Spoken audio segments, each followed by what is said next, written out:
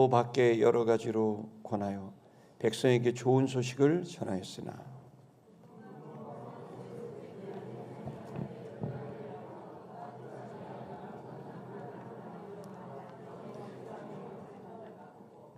그 위에 한 가지 악을 더하여 요한을 옥에 가두니라.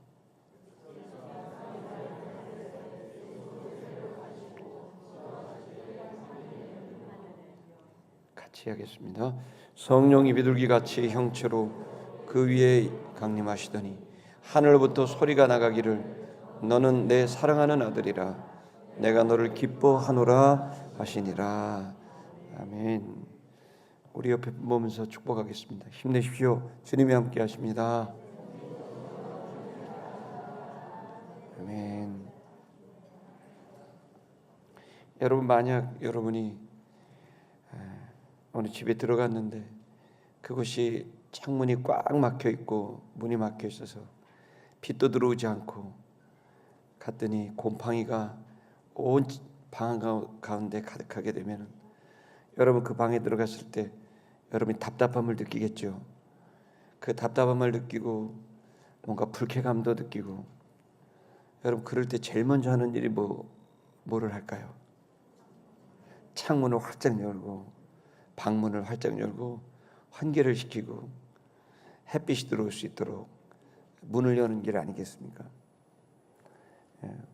여러분 그처럼 우리들이 답답할 수 있습니다.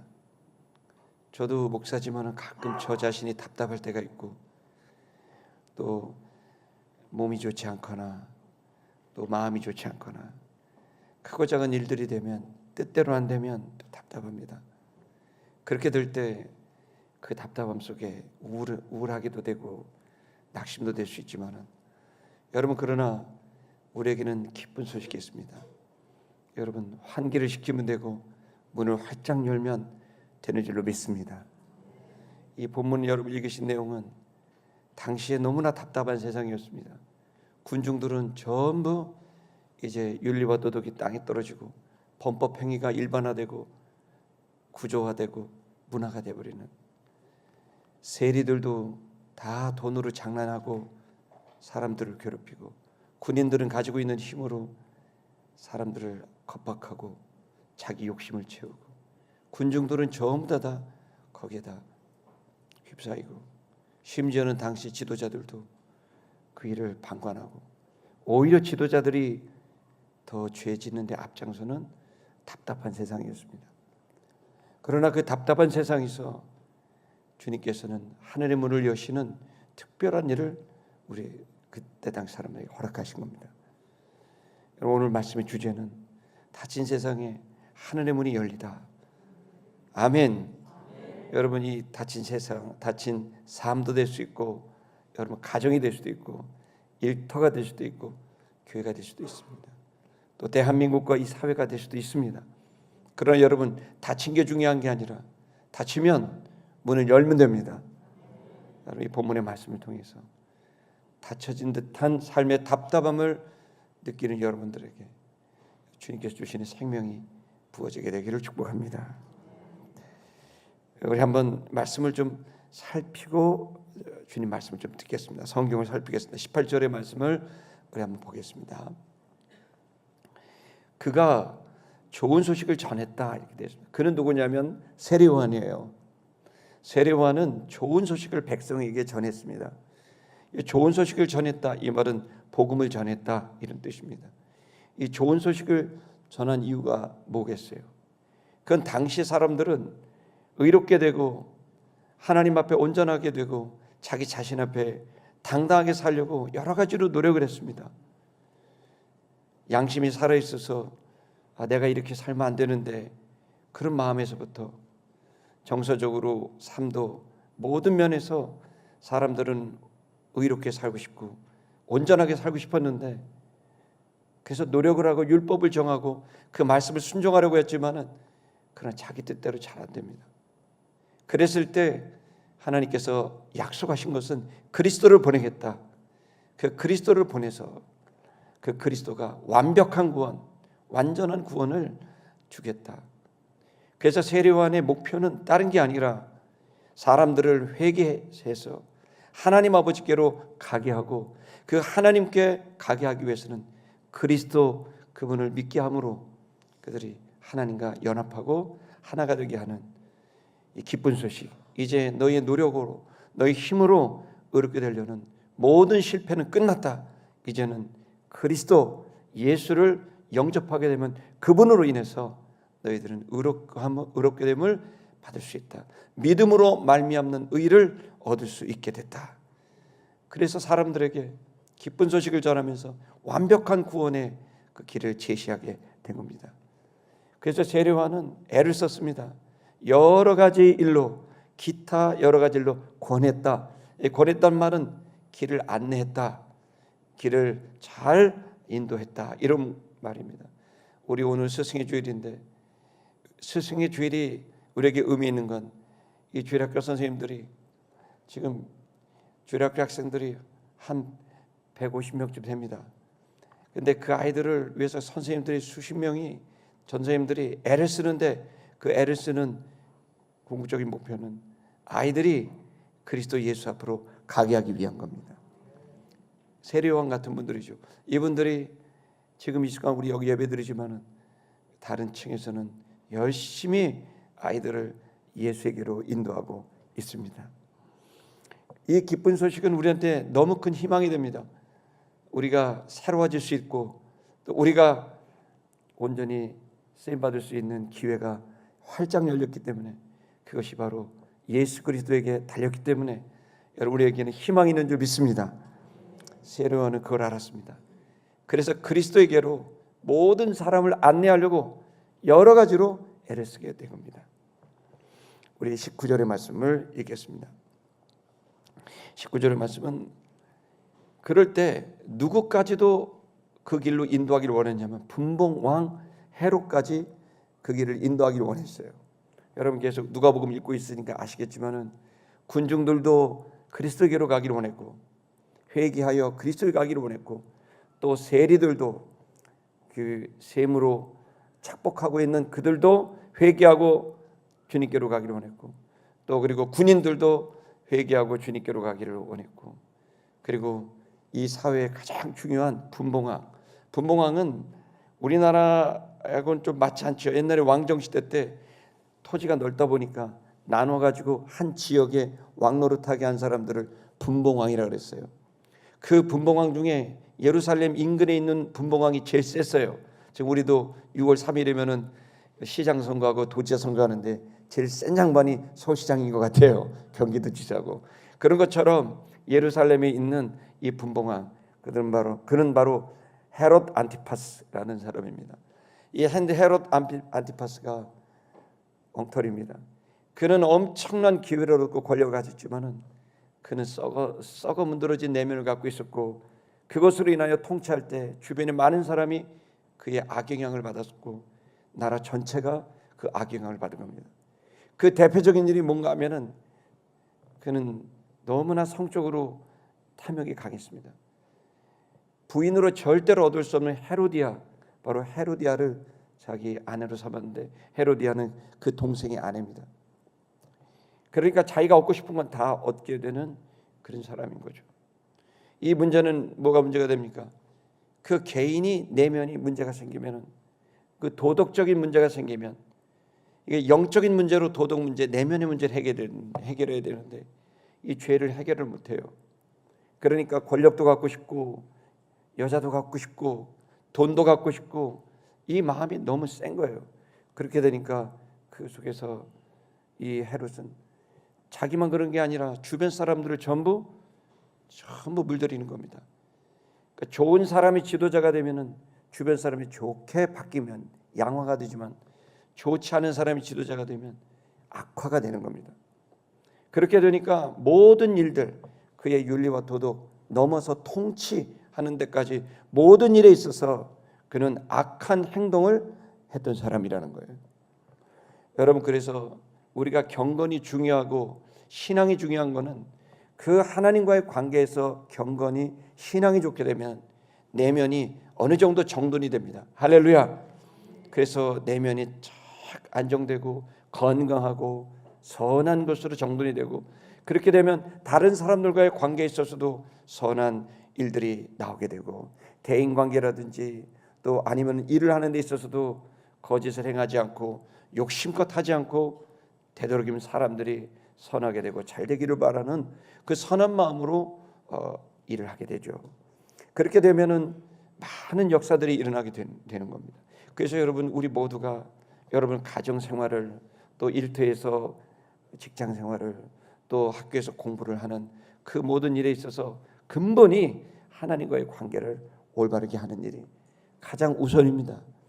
거기로부터 하나님께 좋은 마음도 받고 진리도 깨닫고 은혜도 있게 되면은 여러분 생각이 바뀌고 또 느끼는 것도 달라지고, 그리고 마음의 아량이 넓어지고, 그렇게 되면 열심히 하려고 그러니까 역량도 커지고, 그러면서 영향력이 커지게 되는 선한 영향이 여러분 연차적으로 순차적으로 일어나는 여러분 이 부흥과 생명 역사가 여러분의 것이 될 줄 믿습니다. 그런데 헤롯 왕은 그렇지 못했습니다. 이 사람에게 회개를 이제 책망을 받고 이제 수동태입니다. 요한이 헤롯을 공격했어요. 정확히 말하면은 헤롯도 회개하고 올바른 삶을 살기를 원했던 거예요. 세례요한은 이 끔찍한 헤롯 왕도 하나님께로 돌아가기를 원했지만, 그러면 회개를 하고 돌아서야 되는데 헤롯 왕은 회개한 게 아니라 제거하기를 원했어요. 그래서 뒤에 보시면 헤롯 왕은 더했다. 악행을 일삼았는데 거기다 한 가지 더 큰 죄를 더하게 됐다는 거예요. 한 가지 악을 더했어요. 그게 뭐냐면 회개를 촉구하는 세례요한을 듣고 회개를 해야 되는데, 아니면 그를 내버려 두든지 해야 되는데 듣기가 싫은 거예요. 그래서 어떻게 하죠? 그를 옥에 가두는 일을 통해 의인을 악인으로 둔갑시켜서 그를 감옥에 쳐넣어버린 거예요. 여러분, 이것은 얼마나 큰 죄를 더하는지 모릅니다. 악이 점점 문제는 자기 악을 가리기 위해서 선인을 악인으로 둔갑시키고 그 사람을 제거하고 감옥에 가두는 이 끔찍한 일이 여러분 계속 일어나고 있다는 겁니다. 그러나 헤롯은 그렇게 본질적으로 아주 악인이었냐? 아닙니다. 마가복음 6장 20절 한번 보여주시겠습니까? 마가복음 6장 20절을 보면 이런 글귀가 되어 있습니다. 읽겠습니다. 시작. 헤롯이 요한을 의롭고 거룩한 사람으로 알고 두려워하여 보호하며 또 그의 말을 들을 때 크게 번민을 하면서도 달갑게 들음이로라. 무슨 말이죠? 헤롯은 세례 요한의 얘기를 듣고 부담을 느꼈어요. 헤롯은 알고 있었어요. 요한이 의롭다는 걸. 헤롯은 알고 있었어요. 이 사람은 거룩한 사람이다. 하나님 사람이다. 이걸 알고 있었다는 거예요. 그래서 마음 한쪽에는 두려운 마음도 있어요. 하나님 말씀인데, 저 사람은 하나님 말하는 사람인데 내가 잘못된 길을 가고 있는데, 이걸 알고 있었다는 거예요. 두려워하는 마음도 있었고 건드리지 않고 보호도 했어요. 그가 하는 말을 또 들었어요. 그리고 번민을 했어요. 고민하고 갈등하고 죄책감에 수치심에 갈등하고 번민을 했어요. 달갑게 들었어요. 이거 들어야 된다라는 생각도 했다는 거예요. 다시 말하면 헤롯은, 안티파스는 자기의 죄를 요한을 통해 알게 됐고 그것 때문에 번민했어요. 그러나 이 헤롯 안티파스는 어떻게 합니까? 결국 그 말 듣고 회개하지 않았어요. 오히려 결정적인 순간이 되자 차라리 내 자존심이 더 중요하지, 그 말 들었다가 안 돼, 이 권력을 놓칠 수 없어, 이거 했다가 저 헤로디아를 버릴 수 없어. 그리고는 결국 헤롯은 오히려 세례요한은 목을 치고, 그 목을 치고 소반에 담아 조롱하면서 그 선한 사람을 죽여버렸다는 거예요. 돌이킬 수 없는 죄에 들어간 겁니다. 여러분, 이 시간 성경을 읽을 때, 설교를 들을 때, 일상을 살 때 우리 깨닫습니다. 이거 내가 잘못된 길인데, 이건 의롭지 못한 길인데, 그 마음에 찔렸다고 해서, 그걸 여러분이 번민하며 기도했다고 해서 회개된 게 아닙니다. 헤롯 또한 회개입니다. 이거는 진정한 회개는 행위가 따르는 회개고, 나를 바꾸는 결단이 필요한 회개가 진정한 회개라는 것을 헤롯을 통해 알 수 있습니다. 성도 여러분, 마음에 찔렸다고 해서 의인이 된 게 아닙니다. 모든 사람은 찔립니다.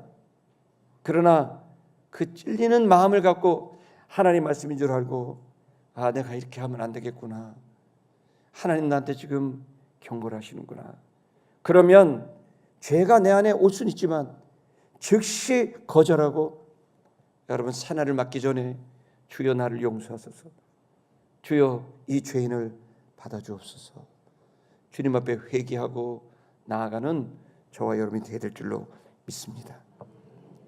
그러니 여러분, 결국 아무리 말씀이 있어도 그 말씀이 사람들을 회개시키지 못하고 지도자를 회개시키지 못하고 계속해서 그 죄는 끊어지지 않고 반복적으로 일어나고 악화가 되면서 더 깊이 더 넓게 죄는 확산되고 있는 답답한 닫힌 세상이었습니다.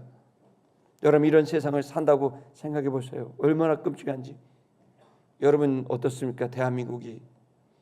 여러분, 지금 제 마음에 아프게 한 거는, 여러분, 어떤 제약회사가 먹는 낙태약을 지금 시중에 판매한다고, 그걸 또 법으로 허락한다고, 그래서 지금 한다는 거예요. 여러분, 여성들 아시겠지만은 임신했다가 낙태하면은 여성 몸이 얼마나 해롭게 됩니까? 여러분, 그것은 여성의 생리활동을 완전히 왜곡시켜 버려가지고 출산에 비교할 수 없는 치명적인 문제가 낙태에 있는데, 무한정 낙태가 가능한 낙태약을 시중에 유통한다는 말이 말이나 되는 일입니까? 여러분, 태아가 사람입니까? 혹입니까? 절대로 태아는 혹이 아닙니다. 생명입니다. 소중한 우리 아이들입니다. 누구도 그 생명을 빼앗을 수 있는 권한은 없습니다. 그렇기 때문에 우리나라가 이걸 법제화한다는 말은 청천벽력 같은 소리고 벌받은 일입니다. 대한민국이 그래도 거룩하고 보수적이라 여러분 여기까지 왔는데, 여러분 댐이 무너지듯이 무너지게 해서는 안 됩니다. 죄가 구조화가 되고 쌓이고 확산이 되고 문화가 되게 해서는 안 될 일이라 생각합니다. 한두 가지겠습니까? 스승의 날에 여러분 많은 선생님들이 공교육 현장에서 아주 치욕적인 일을 당해도 학생 인권이라는 이유 때문에 여러분 선생님들을 전부 그냥 직원이 돼버리고 스승이란 말이 사라졌어요. 여러분, 이럴 때 우리 크리스천들이 좋은 지도자가 돼서 여러분 이것을 막아내고 어둠을 몰아내고 빛의 나라로 회복하는, 회개하여 주님이 거룩하신 뜻을 담을 수 있는 나라로 서야 될 줄로 믿습니다. 닫힌 세상에 우리가 교회가 희망입니다. 성도 여러분이 희망이라고 저는 믿습니다. 21절을 보겠습니다. 거기 보면은 그러나 이렇게 되어 있습니다. 이거 왜 개역 성경에 없나 모르겠어요. 원문 성경에는 그러나 세상은 닫혔다, 답답하다, 음습하다, 그러나 한쪽에서는 열렸다는 거예요. 그러나 그가 세례를 받을 새 되어지게 됐다. 여러분, 문이 닫혔어도 한쪽에서 문이 열리면 그 공간과 시간은 생명으로 교체될 줄로 믿습니다. 세례를 받게 됐습니다. 어떤 일이 벌어집니까? 백성들이 다 세례를 받게 되는 일이 벌어지기 시작했다는 거예요. 이 말은 사람들이 이대로 살면 안 되지 않나? 우리가 사람인데 이렇게 거짓말하면 안 되지 않나? 우리가 인간인데 다른 사람을 존중해야 되지 않나? 그런 생각을 사람들이 갖기 시작했다는 거예요. 그래서 세례를 받았다는 얘기는 죄를 회개하고 물로 그 죄를 씻어서 나는 새로운 삶을 살겠다는 결단을 하겠다는 얘기인 거죠. 세례받은 것이 다 그런 일입니다. 그래서 여러분, 세례를 받겠다 이렇게 생각했다는 건 사람들이 이제는 내가 올바르게 살고 싶다, 그런 생각을 하기 시작하게 된 거예요. 여러분, 하나님의 역사는 누가 한 사람이 하는 게 아니라 하나님의 시간의 흐름 속에서 여러분 이루어진 일이라고 믿습니다. 여러분, 제가 목회를 하면서 늘 제 마음속에 소망이 있고 그런 거는 하나님, 주님이 오셔서 사람들을 스스로 세례를 받고 새롭게 되고 결단하는 일이 있게 하여 주옵소서. 여러분, 이 기도가 저한테는 너무 중요한 기도입니다. 누가 설득한다고 되는 것도 아니고 고함친다고 되는 것도 아니고 위협한다고 되는 게 아니라 어느 순간이 될 때, 어떤 바람이 불 때 사람들은 내가 이제 똑바로 살아야 되겠구나, 하나님 앞에 돌아갈 때가 드디어 됐구나, 내가 세례를 받고 죄를 씻고 새 생명을 살아야 되겠다, 이런 마음을 갖게 되는 그런 흐름이 생기게 되는데, 저는 그때가 지금이 아닌가 생각합니다. 아멘을 이렇게 조금 하시면 어떡합니까? 아멘은 또 다 집에 가서 할 겁니까? 여기서 하고 가시기 바랍니다.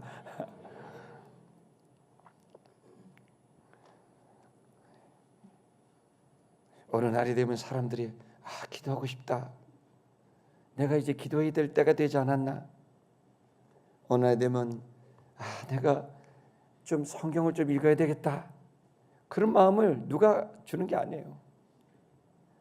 주님께서 그 마음을 부어주시는 날이 오면은 사람들이 내가 이제는 똑바로 살아야 되겠다, 이런 생각을 갖고 물밀듯이 밀려오는 거예요.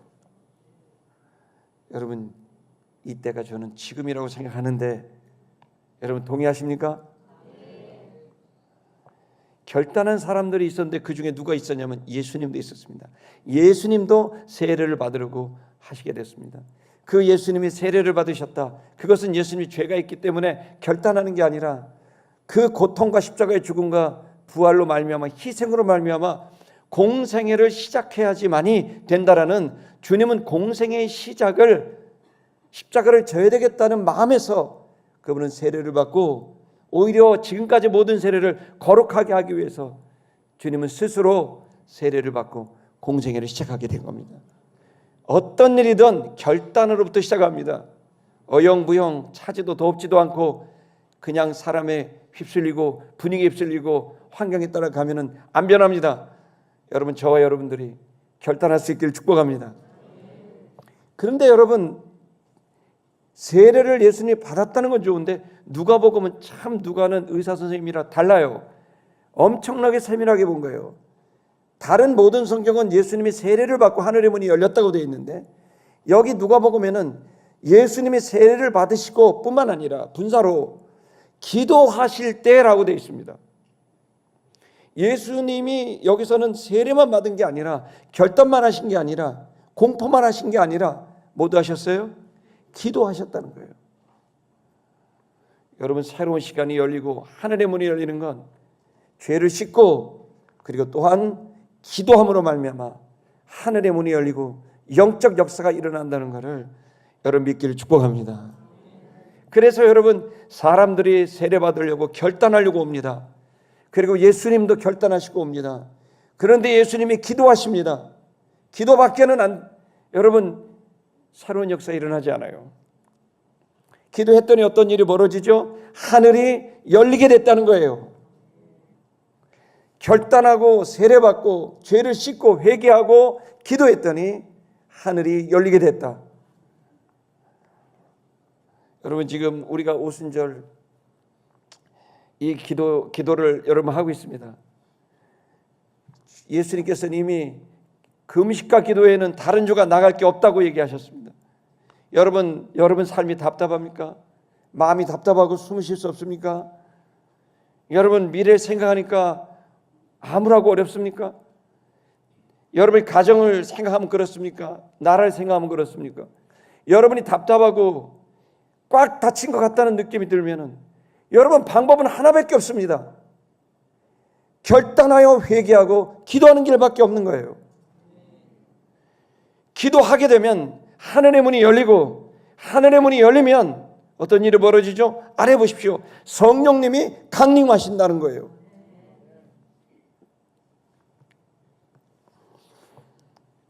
성령이 강림했다는 건 뭡니까? 성령님이 하시는 거는, 성령님의 가장 주된 기능은, 성령님의 펑션은, 기능은 뭐냐? 연결하는 거예요. 교통하시는 거예요.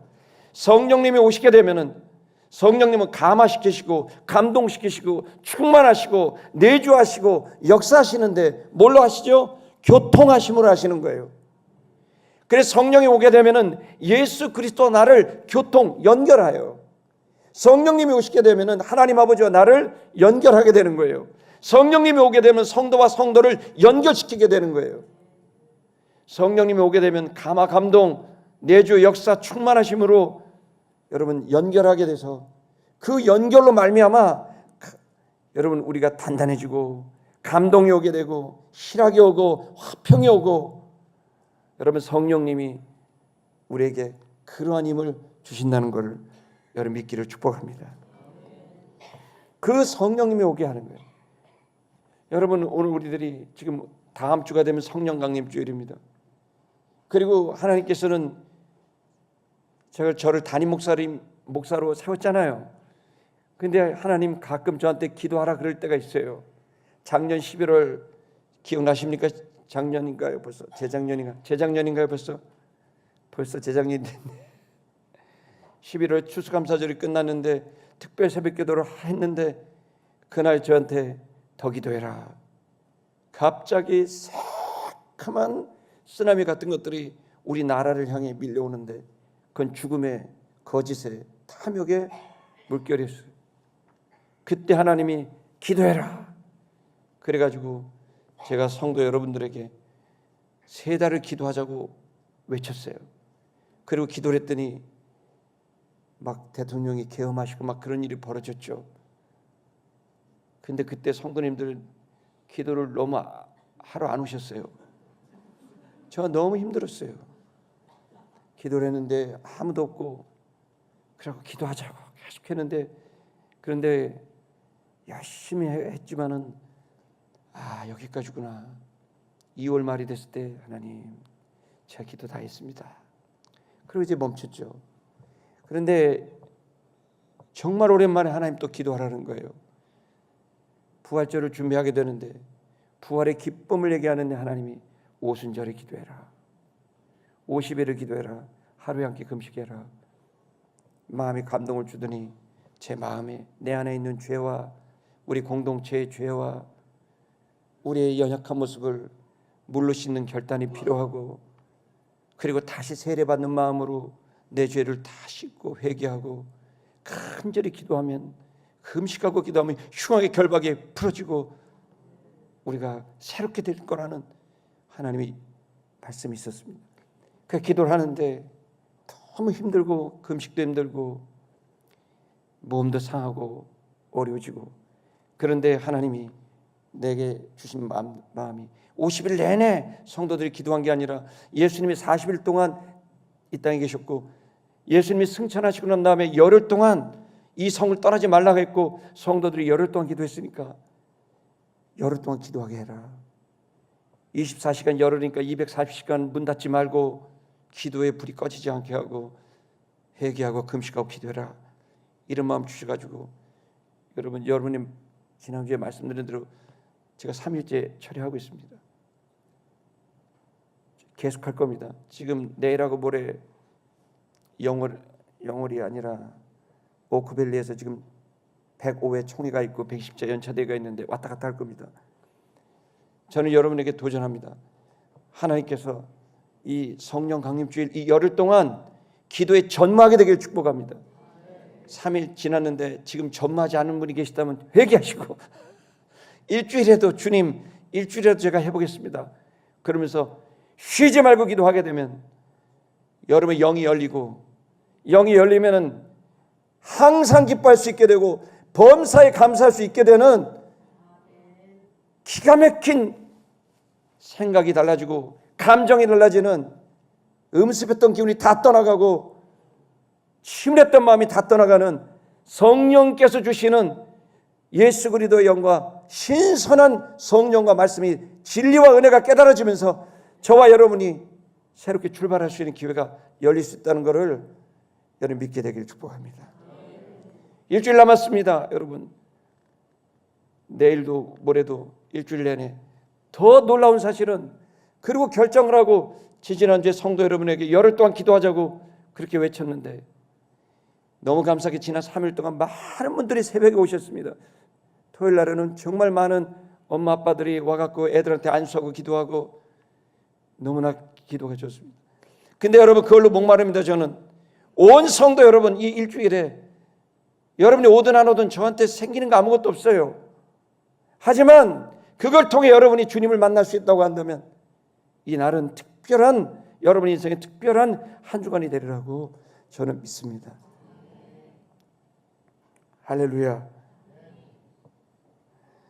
여러분 여기서도 기도하게 되니까 하늘의 문이 열려요. 하늘의 문이 열리니까 어떤 일이 벌어지죠? 강림하세요. 성령님이 강림하신 줄 믿습니다. 성령님이 강림하는데 어떻게 강림해요? 보이게 강림한 거예요. 역사상 유례를 찾아볼 수 없는 일이 벌어진 겁니다. 그건 다른 게 아니라 형체로 성령이 임한 거예요. 영은 원래 안 보여요. 바람과 같아서 현상은 있지만 영은 안 보이거든요. 그런데 웬일입니까? 하늘의 문이 활짝 열리더니 거기로부터 비둘기 같은 형체로 내려오는데, 여기 정확히 형체란 말은 보이는 형체로 왔다는 거예요. 영은 안 보이는데 그날은 보인 거죠. 놀라운 체험인 거예요. 그리고 비둘기의 모양으로 내려오게 된 것을 보게 된 겁니다. 그 위로부터 성령이 비둘기의 모양으로 내려오죠. 비둘기가 됐다는 것은 그 성령의 사역의 성격을 말합니다. 그것은 순수하고 그것은 온전한 겁니다. 그 성령이 내려오게 되니까 그 위에 또 어떤 일이 벌어지죠. 이번에는 시각이 아니라 청각으로 소리가 들립니다. 하늘로부터 소리가 들린 겁니다. 어떤 소리가 들렸습니까? 23절을 보게 되면, 거기 23절을 보면 뭐라고 되죠? 너는 내 아들이다. 너는 내 사랑하는 아들이다. 라고 예수님을 향하여, 성령이 임한 그 예수님을 향하여 모든 사람들이 그 소리를 들은 겁니다. 내가 너를 기뻐하노라. 이렇게 얘기한 겁니다. 하나님께서 기뻐하는, 너는 내 아들이다 라고 하는 음성이 들린 거예요. 여러분, 저는 이 얘기를 들으면, 야, 꼭 저렇게 보여야 되고 들려야 되냐, 성령님이 꼭 보여야 되고 하나님 말씀이 귀로 들려야 되냐, 이런 생각을 하는 분들이 있는데, 여러분, 들리는 게 좋아요. 들어보지도 않고 들리는 게 문제라고 그러고, 보지도 않고 보는 게 문제래요. 그런 말이 어디 있어요? 여러분, 저는 악독한 사람이었습니다. 여러분 볼 때는 지금 제가 멀쩡해 보이고 괜찮아 보일지 모르겠지만은 저희 어머니가 잘합니다. 저는 얼마나 형편없는 사람이었는지 모르고 절대로 양보란이 없었던 사람입니다. 저는 항상 이겨야 됐었고 지독한 사람이었습니다. 초등학교 5학년 때부터 돈을 벌어야 됐습니다. 신문도 배달하고 우유도 배달하고 노동도 하고 도배도 하고 페인트도 칠하고, 그렇게 하면서 되니까 돈을 1원도 안 떴습니다. 전차 옷 사는데 돈을 써본 적이 없습니다. 그러면서 지나고 악에 받쳐 살았습니다. 중학교 2학년 우리 야구장 얼마 전에 저희 처가 저보고 야구장 가자 그러더라고요. 야구장을 갔더니 또 기억이 나오더라고요. 잠실구장 옆에 보면은 야구장이 좋은 게 있죠. 그 길 건너 보면 아시안게임 선수촌 아파트가 있어요. 그게 제가 중학교 2학년 때 진 거예요. 제가 진 건 아니지만 지는데 세면 20kg짜리 200부대를 1층에서 지하 2층까지 혼자 내렸어요.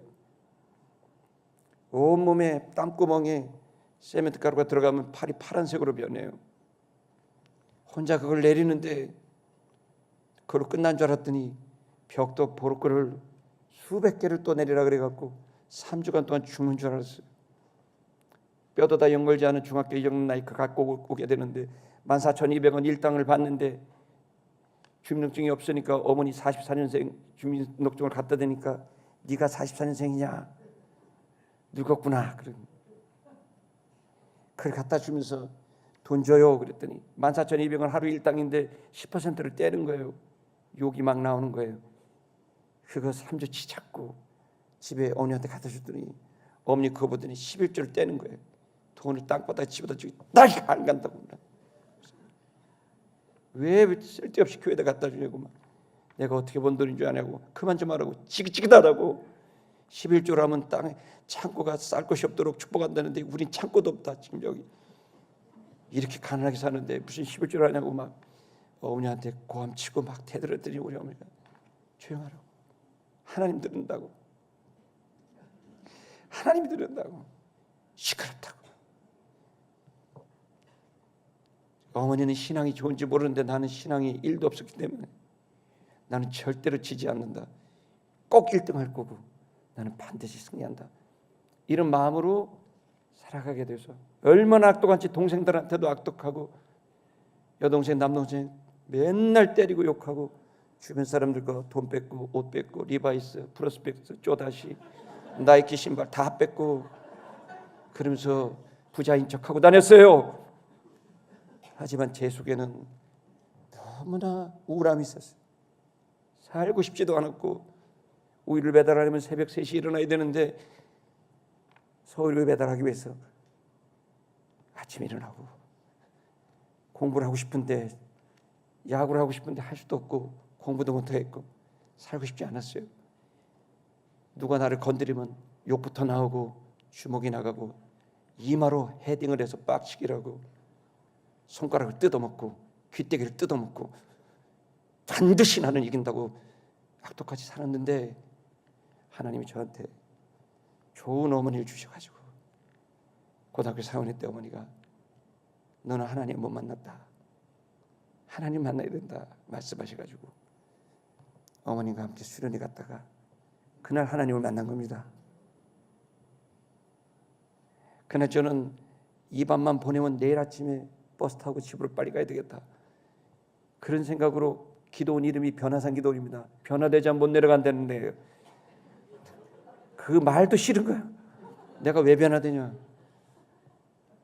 그랬는데 그날 밤에 기도를 하는데 찬송을 왜 이렇게 오래 하는지 설교가 왜 이렇게 긴지 노래도 했던 것도 하고 아주 지겨워 죽겠는 거야. 너무 화가 나는 거예요. 예배 내내 화가 나가지고 어떻게 하지?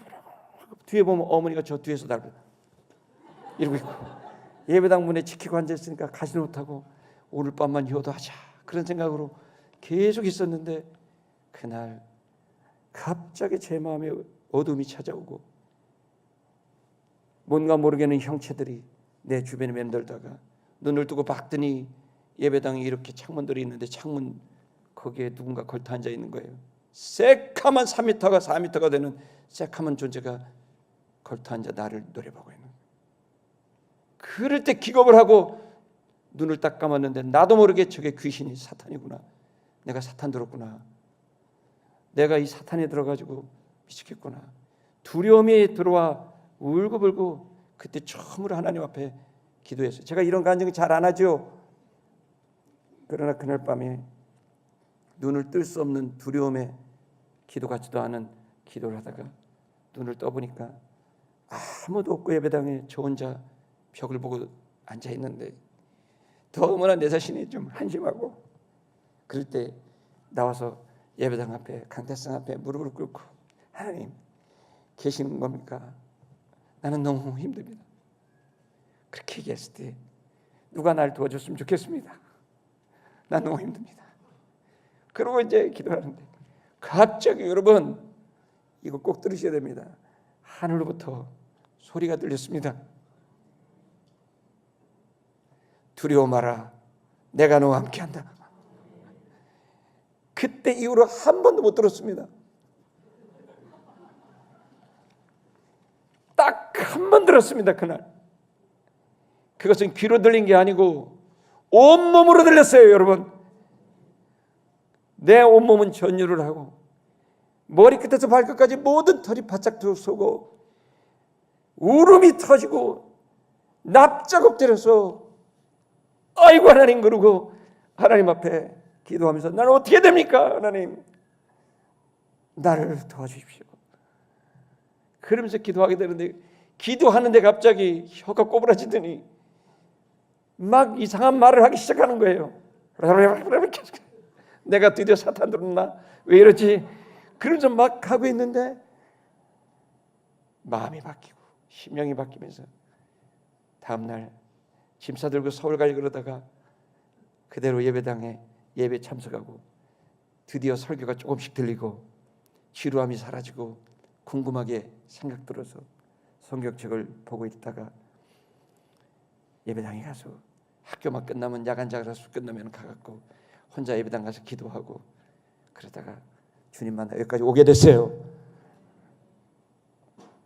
여러분 오늘 이 본문을 읽는데 설교 준비하다 이걸 할까 말까 하다 야 목사님 저 이상한 소리 하는데 그런 생각을 가질까 봐 이따가 저는 오늘 여러분한테 정말 오랜만에 간증을 합니다. 자칫 여러분이 보이는 거 신비주의에 빠질까 봐 잘 얘기 안 하는데 그런데 여러분 저한테는 그 체험이 일생의 체험이 돼가지고 저는 아주 악독한 사람이기 때문에 이런 체험을 준 겁니다. 그러나 좋은 사람들은 이렇게까지 안 해도 주님께 돌아가기 때문에 이 시간 여러분 우리 안에는 죄가 도사리고 있습니다. 여전히 제 안에도 연약함과 죄가 있습니다. 교만함이 있습니다. 하나님보다 높아진 마음도 있고 시기함이 있습니다. 남이 잘 되면 배 아파서 못 견딥니다. 자랑하고 싶어 날립니다. 분노가 있습니다. 막 분노가 나고 욕이 나오고 강한 증오심이 있고 복수심이 생기고 또 영적으로 정서적으로 나태하고 삶이 나태하고 탐욕과 탐식과 색욕이 있습니다. 여러분 이런 것들이 우리 속에 있게 되면 여러분 그것이 우리한테 암덩어리처럼 돼가지고 우리를 무력하게 만듭니다.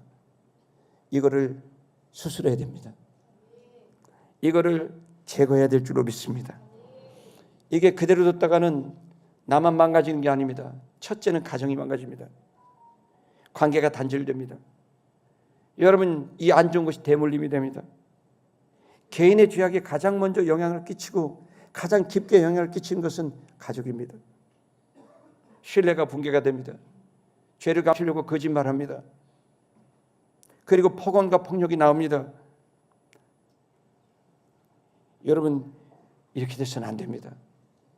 그것이 그렇게 가정들이 되게 되면 들키지만 하면 되지 그런 마음이 일반화가 되게 되면 사회는 붕괴합니다. 공동체는 불신합니다. 무슨 얘기라도 믿지 않는 사회가 됩니다.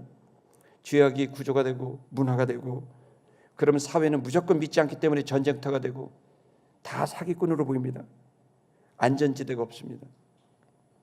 시기와 질투가 가득한 사회가 되고 약자를 착취하고 방치하고 권력을 수단화해서 사람들을 어렵게 만들고 내가 너 도와줄게 그래 놓고는 사람들을 악용하고 자기 권력을 삭취하는 일이 벌어집니다.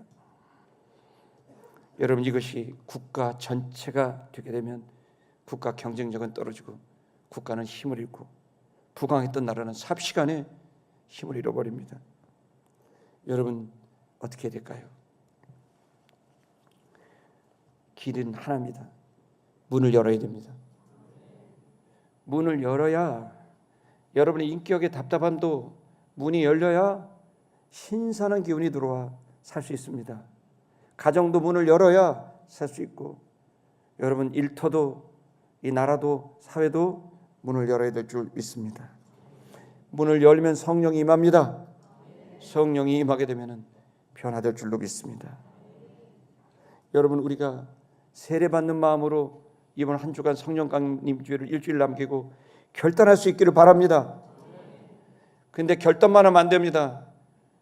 헤로드 안티파스는 결단 수백 번 했지만 기도도 안 하고 회개도 안 하고 변화도 안 됐습니다. 결국 치욕적인 존재가 됩니다. 그러나 여러분 이번 주간 저는 여러분이 기도할 수 있기를 축복합니다. 만약 우리가 간절히 기도하고 경우에 따른 금식도 하십시오. 여러분 국가 바뀔 수 있습니다. 사회도 바뀔 수 있습니다. 교회도 바뀌고 가정도 바뀌고 여러분도 바뀌고 다 바뀔 수 있습니다. 성령이 강림하시면 주님과 연결이 되고 주님과 연결이 되면 지혜가 열리고 능력이 열리고 여러분 쓰임받을 수 있습니다. 결단이 필요합니다. 세례받는 마음으로 내가 다시 이번 주에 세례받는다 그런 마음을 갖고 간절히 금식과 기도를 하게 되면 예수님이 다시 한번 여러분이 주님이 되시고 예수님이 여러분이 주님이 될 때 주님께서 여러분들을 놀랍게 바뀌시는 것을 체험하게 되리라고 여러분 믿어 의심하지 않습니다. 여러분과 저에게 이번 주간 결단의 한 주가 되시길 축복합니다. 거듭 여러분이 도전합니다. 예배당이 열려 있습니다. 240시간 열어놓기로 결단하고 지금 꽤 많이 열어놨습니다. 한 주간 나왔습니다. 수고하고 무거운 짐진 자들아 다 내게로 와라. 내가 너희를 쉬게 하리라. 여러분, 주님께서 여러분들 기다리고 있습니다. 여러분 결단하고 새롭게 되는 한 주간 되기를 주의 이름으로 축복합니다.